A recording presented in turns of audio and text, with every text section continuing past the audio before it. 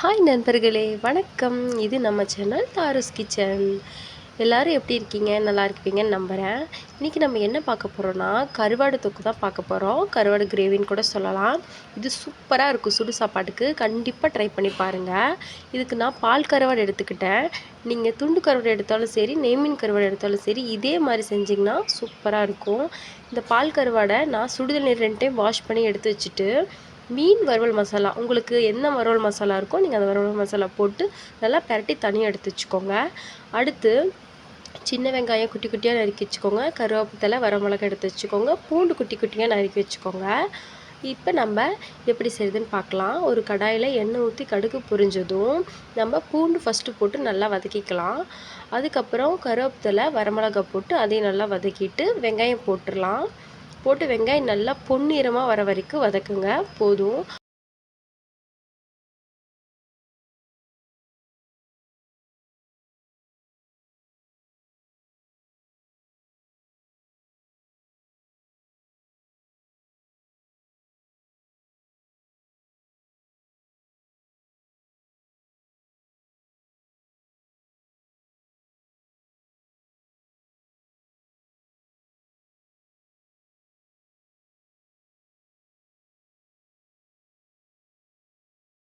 பாருங்கள், வெங்காயம் நல்லா பொன்னிறமாக வதங்கிருச்சு. இந்த டைமில் நம்ம 2 பழுத்த தக்காளி குட்டி குட்டியாக நறுக்கி வச்சுருக்கோம்.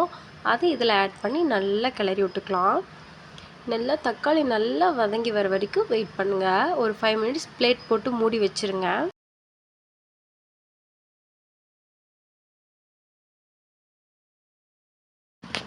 தக்காளி நல்லா இப்போ கொஞ்சம் வதங்கிடுச்சு. இது கூட நம்ம தேவையான அளவு 1/2 டீஸ்பூன் மஞ்சள்தூள் போட்டுக்கிறோம். தேவையான அளவு உப்பு போட்டு 1/2 டீஸ்பூன் மிளகாத்தூள் போட்டுக்கிறோம். போதும். ஏன்னா மீன் வறுவல் மசாலாவே கொஞ்சம் காரமாக தான் இருக்கும். இப்போ மூடி போட்டு மூடிடலாம். பாருங்கள், நல்லா வெந்து வந்துருச்சு, எண்ணெய் பிரிஞ்சு வந்துருச்சு. இந்த டைமில் நம்ம ப்ரிப்பேர் பண்ணி வச்சுருக்க இந்த கருவாடை இதில் ஆட் பண்ணிக்கலாம். நல்லா கிளறி விட்டுட்டு கொஞ்சமாக தண்ணி ஊற்றுங்க, நிறையா வேணாம். கொஞ்சமாக தண்ணி ஊற்றி நல்லா கிளறி விடுங்க. உப்பெல்லாம் கரெக்டாக இருக்கான்னு செக் பண்ணிவிட்டு மூடி போட்டு மூடி வச்சுருங்க. ஒரு 5 நிமிஷம் கழித்து பாருங்கள், சூப்பராக எண்ணெயெல்லாம் பிரிஞ்சு தொக்கு ரெடியாகி வந்திருக்கு. இது சுடு சுடு சாப்பாட்டுக்கு இதை வச்சு சாப்பிடும்போது அவ்வளோ டேஸ்ட்டாக இருக்குங்க. கண்டிப்பாக ட்ரை பண்ணி பாருங்கள். ரசமும் வச்சுக்கோங்க.